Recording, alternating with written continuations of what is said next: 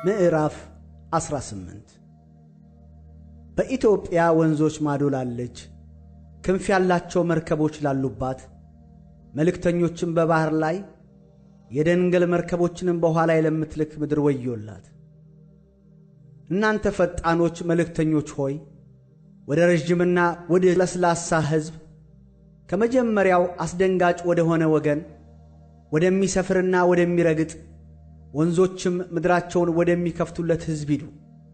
በዓለም የምትኖሩ ሁሉና በምድር የምትቀመጡ ሆይ ምልክት በተራሮች ላይ በተነሳ ጊዜ እዩ፣ መለከትም በተነፋ ጊዜ ስሙ። እግዚአብሔር በፀሐይ ጮራ እንደ ደረቅ ትኩሳት በአጨዳም ወራት እንደ ጠል ደመና ሆኜ በማደሪያዬ በጸጥታ ተቀምጬ እመለከታለሁ ብሎኛልና።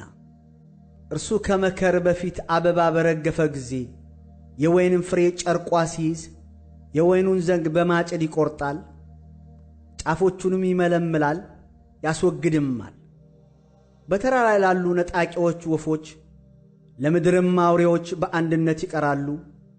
ነጣቂዎችም ወፎች ይባጁባቸዋል፣ የምድርም አውሬዎች ሁሉ ይከርሙባቸዋል።